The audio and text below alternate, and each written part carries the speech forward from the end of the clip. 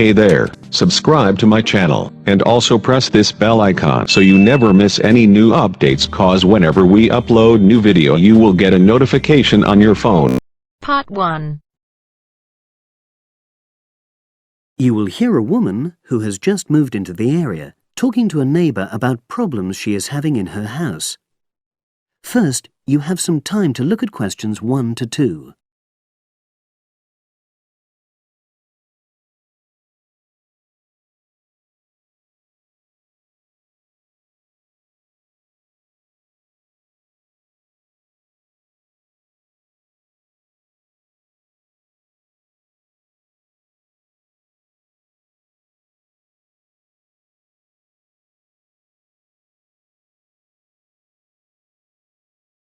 Now we shall begin.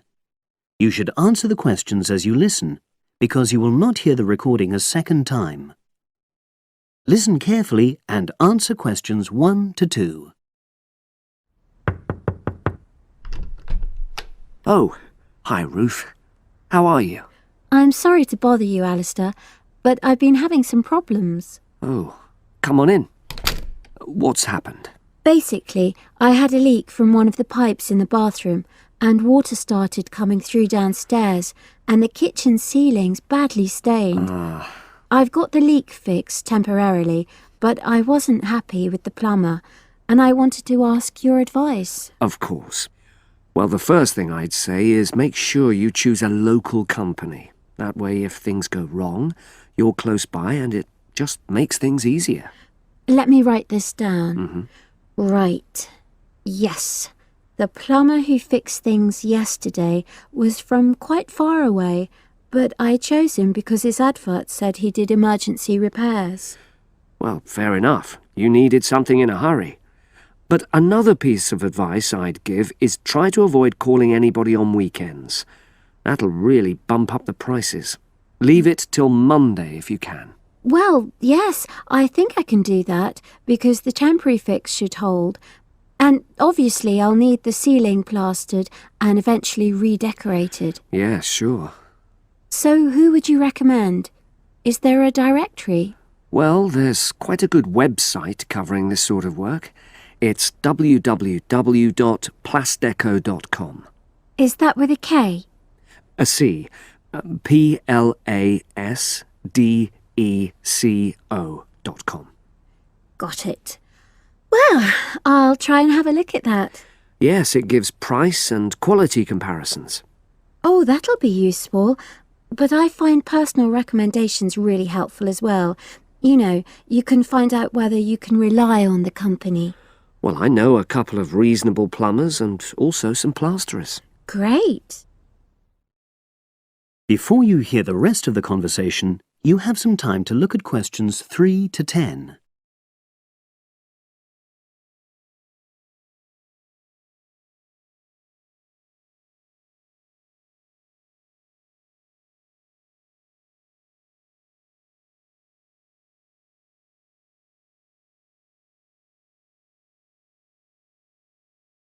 Now listen and answer questions 3 to 10. There's a company called Peaks Plumbing. Now, they're a father and son team. They're really friendly and they tell you information you need in a clear way, you know, so they really understand what the problem is. Right, well, that's good to know. Are they reliable? Well, that's a downside. Every single time I've used them, they arrive late. And friends have said the same thing. But is the work good quality? Absolutely. Another one is John Damerel Plumbing Services. He's very good. How do you spell the surname? Damerol. Right, got that. And does he do high-quality work? Well, it's fine, you know, but I wouldn't say that was his main point. Basically, he comes out cheaper, you know, than other people. I sense there's a but. Is he unreliable? Oh, he comes when he says he's coming, but he's not very courteous, and he has the tendency to be messy, you know, so you have quite a bit of clearing up to do. Okay. So it's up to you. They're both good workers and they won't cheat you. Right. And you said you knew some plasterers? Yes, a company called Simonson Plasterers did our living room last year. We chose them because we wanted some fancy work on the ceiling, around the lights. So they can do a variety of designs? You've got it. But it comes at a premium because they are more expensive, you know. Than the others? Yes. Or you could go for a one-man firm called HL Plastering. Harry Lester. He's fine, very reliable, if all you want is a simple job. Do either of them do painting for you if you want? After the plastering's dried out, of course. That's what I was going to say, but I should explain that Harry's quite old now, and so he avoids doing jobs which involve tall ladders, you know. But my kitchen isn't too bad for that. I'd have to ask him if he's prepared to do it. Yeah, sure. So I'll start by looking at the website. All those companies are on there, with their phone numbers, etc. Thanks ever so much. You were such a... That is the end of part 1. You now have half a minute to check your answers.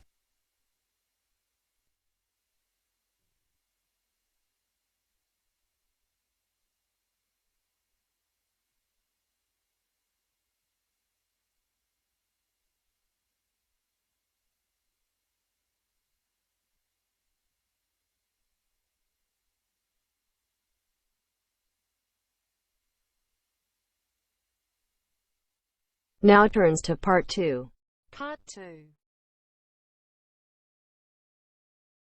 You will hear the education officer in a museum giving a talk to school students who are about to start a one-week work placement in the museum.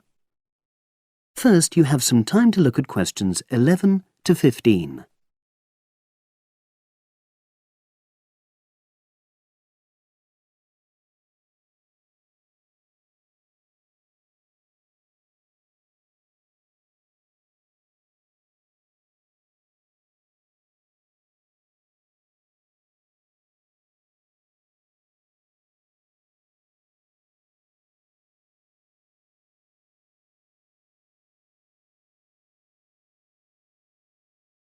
Now listen and answer questions 11 to 15.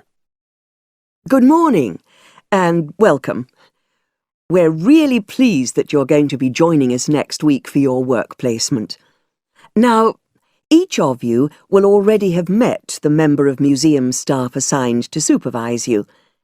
In this short talk today, I'll be giving you more general information which will be relevant to all 6 of you. Your normal working day is 9 to 5 p.m, but on Monday, because it's your first day, we'd like you to arrive at 8:45. Please note, though, that you'll finish at the usual time. A lot of you have been asking what you should wear for work. Well, you may have noticed that we're not exactly a formal institution, so you'd really be out of place if you wear smart attire like a suit.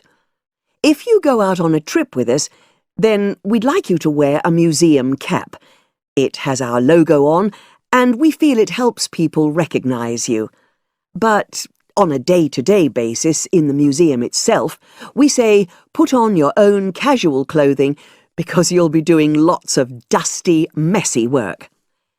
Now, we don't have an enormous number of rules, but work placement is an excellent preparation for the real world of work, and we expect you to be very punctual and reliable. If you're not well, or there's been a hold-up, then what we ask you to do is ring the museum receptionist. He will be in the museum well ahead of opening time, and he'll inform your own personal supervisor in the museum. If you're away for more than one day, we'll inform your school tutor. They'll obviously need to make a note of your absence and follow up if necessary. But most of all, we hope you really enjoy yourselves during the placement. Students say they have a lot of fun, whether it's working with kids in our art workshops held every Monday, or, the most popular, when they go out on our outreach work to residential homes, recording elderly people's memories of school days for our oral history project. So, we hope you feel excited by the prospect of starting next week and well prepared. Your personal supervisor will be there to help you with our health and safety requirements when you start next week, and your supervisors will also brief you about the background to the museum, summarising all the huge amount of information on our website. In the next couple of days, it might be worthwhile if you get hold of evaluations and other notes made by students who've worked with us before. You can get a lot of pointers from them. Before you hear the rest of the conversation, you have some time to look at questions 16 to 20.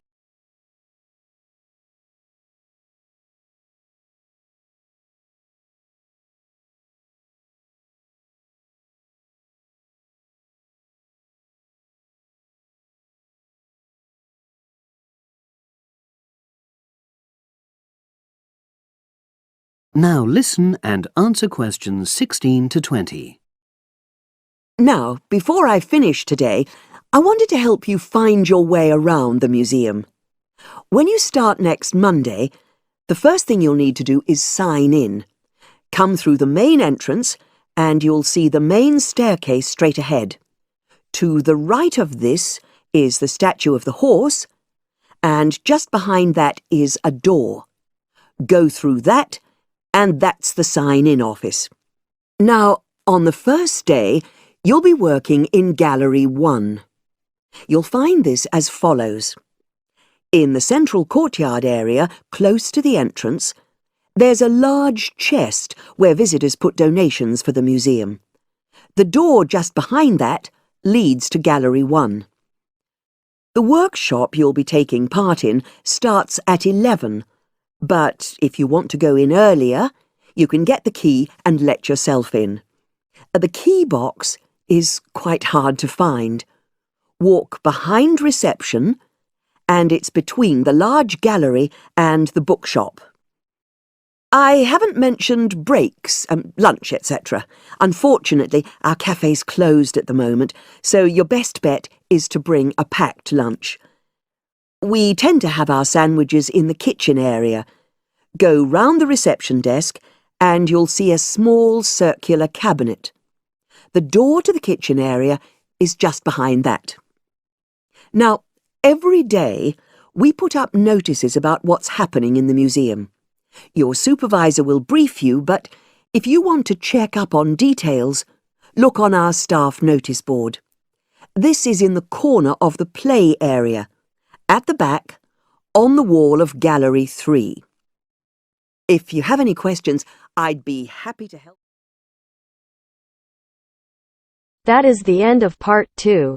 You now have half a minute to check your answers.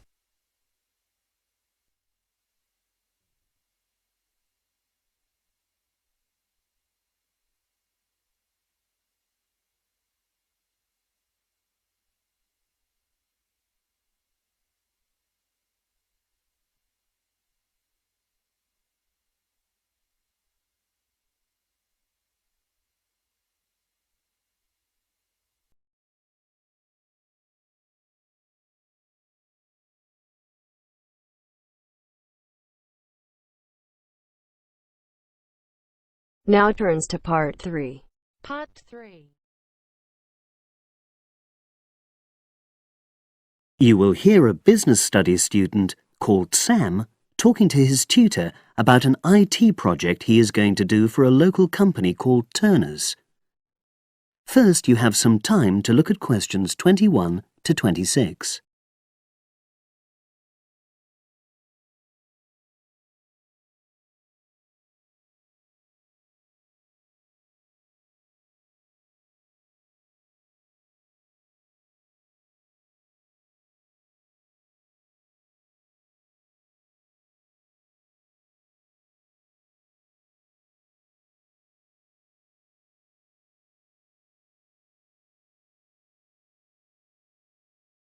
Now listen and answer questions 21 to 26. Hello, Sam. Come in and sit down. Thanks. You're here to discuss your company-based IT project, aren't you? Yes, I've been to see the manager and he's given me a lot of ideas about projects that the company would find useful. but I wanted to ask your opinion about them before I choose one. Yes, that's fine. Now, this company's called Turner's, isn't it? That's right. It's a small engineering company. They make machine components for trade use. They're well established. They started in 1976, but they're a bit old-fashioned. Okay. And what kind of projects did Turner's suggest you could do for the company? Well, they want some improvements made to their customer database. The one that they've got at the moment isn't very useful in some ways. I had a quick look at it. That would be a very straightforward project, and it'd be simple enough to evaluate, but I don't think you'd get enough out of a project like that. You wouldn't learn anything new. Well, another project they suggested is to do with their online sales catalogue. At the moment, customers can look at their products, but they can't actually order them online, which must affect their competitiveness. But I said I thought it would take too long. It's quite a big task. You're right. It's too much for the time you've got. It's a pity, though. Then they want some help with their payroll system. At the moment, the way they calculate pay involves a lot of manual accounting. I suggested they could have a system where employees register electronically when they arrive and leave work, so the hours they do could be transferred automatically. I think you'd get a lot out of a project like that. It would extend your skills, but it wouldn't be too much to take on. A student did something similar a couple of years ago, but this is slightly different. Well, then they need help with their stock inventory. They do everything manually. Really? Yes, and it takes so much time. It's probably very inaccurate, too. An electronic inventory would probably be the biggest single benefit for the company. I'm surprised they haven't had it done before. I know. Then they wanted to improve their internal security. The manager had visited other companies where the staff use swipe cards to access various areas of the building. It sounded useful, but the trouble is I'm not really sure how to do it. Well, I think you're right in that assessment. At the moment, it's probably a bit beyond your level of knowledge. Is that all? Just one more. Customer service. They want to be able to collect feedback from their customers in a more systematic way. At the moment, it's a bit of a mess, and they probably lose business as a result. Would that involve you going to see customers at their own premises? Because in that case, you might have to do a fair amount of traveling, and that would incur expenses that haven't been agreed with these companies. I never thought of that. Well, it might not be a problem, but it's something that needs clarifying. Well, I hope that's been helpful in narrowing down the options. Yes, it has, thanks. I'll be able to make a decision now. But while I'm here, can I talk to you about coursework? Sure. Now you have some time to look at questions 27 to 30.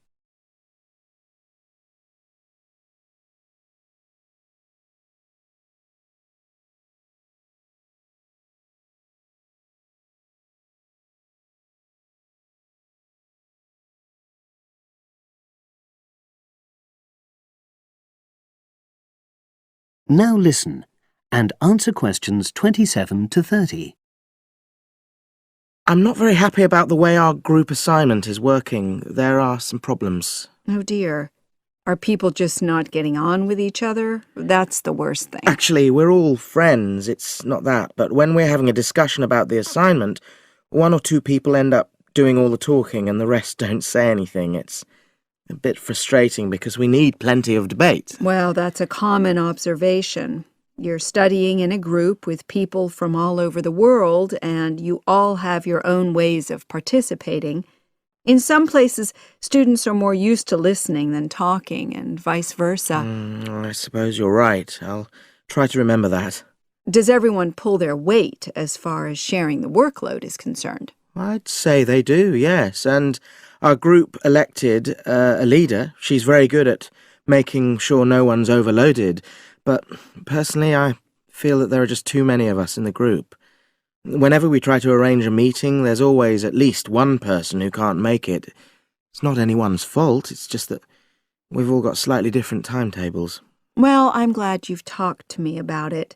Feedback is always useful. Is there anything else you're concerned about? There are a couple of problems with lecturers that all the students are talking about.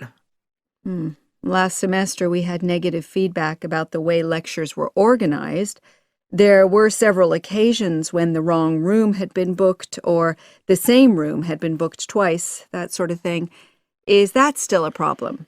That hasn't happened at all as far as I know. Oh, good. It's sorted out then. But I don't know the reason, but some of the staff often turn up late, so we miss 10 or 15 minutes of our lecture time. It might be because they've been copying handouts for students. I think there's a queue for the machine sometimes. Well, I'll look into that. Thank you for telling me. Anything else? The other thing is that it can be very difficult to get to see a lecturer individually. They're all very supportive and friendly when you do manage to find them, but often they're not in their office, even at times when they're meant to be available for consultation. Okay, that's helpful. Now, before you leave,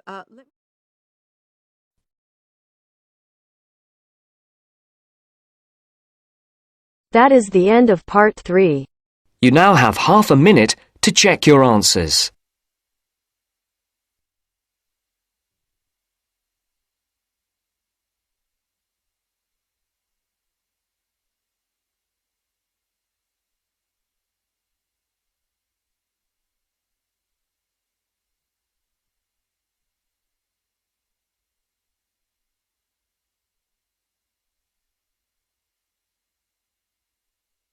Now turns to part 4. Part 4. You will hear a wildlife expert giving a talk to a group of bird lovers in the UK about a species called the tawny owl. Before you listen, you have some time to look at questions 31 to 40.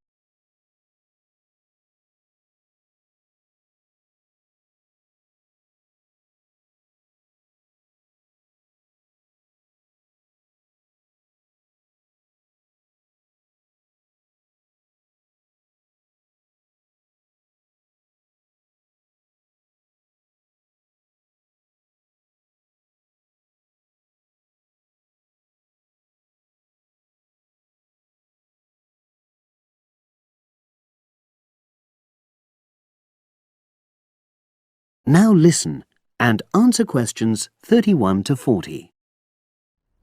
Good evening, everyone. You're all likely to be familiar with pictures of the tawny owl. Because of all the owl species in the UK, it's actually the most common one. But the chances are that you're more likely to have heard one than actually seen one, as it's also strongly nocturnal. This means that it normally ventures out at night. So, what kind of habitat does the tawny owl prefer? Well, a survey carried out in the 1980s confirmed that this owl is most likely to be found in woodland. If you look at a map of tawny owl distribution across Britain, you'll only see gaps in the treeless marshy areas of eastern England and in some of the more upland parts of northwest Scotland. However, you can sometimes find populations of tawny owls in urban areas too, either in parks or in large gardens. The tawny owl shows some obvious adaptations to its natural habitat. For example, both its wings and its tail are short, which helps it to maneuver through the trees. Also, the bird's plumage is a mixture of brown and grey, and this provides suitable camouflage for when the owl perches up against a tree trunk. Then there are its large eyes. The tawny owl's visual capacities are considerably better than those of humans, and although it can't see in complete darkness, it's sufficiently well equipped to be able to navigate its way around woodland on all but the most overcast nights. Another factor that contributes to the tawny owl's success as a hunter is its excellent memory of the layout of different areas. If you combine this ability with the owl's strongly territorial and sedentary nature, most populations of tawny owl are sit-and-wait predators, you realize that it has a good opportunity to predict where prey might be found. Finally, as well as having large eyes, The owl's sense of hearing is excellent, and this helps it to locate potential prey as it sits on its perch.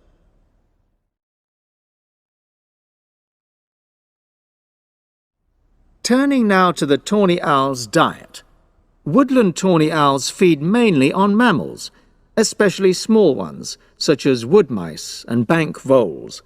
But they'll also take things like frogs or bats, or even fish, if they happen to be available. In urbanized landscapes, the owls seem to prey more on birds. So there are some differences there. Let's just look briefly now at survival rates in the tawny owl. Young tawny owls face a difficult time once they leave home, and 2 out of every 3 are likely to die within their first year. So, with such high mortality levels, it's a good job that established breeding pairs can produce young over a number of seasons and maximize their chances of passing their genes on to the next generation of owls. I've already mentioned the sedentary nature of the tawny owl, but it's not just adult tawny owls that are sedentary in their habits. Young birds, dispersing away from where they were born, rarely move far. The average distance is just 4 kilometres. There also appears to be some reluctance to cross large bodies of water. The owl is absent from many of the islands around our shores, with only occasional sightings in Ireland and the Isle of Wight off the south coast of England. Right, well, now I'll show you some photographs that have been taken in 1 or 2 of the... That is the end of part 4. You now have half a minute to check your answers.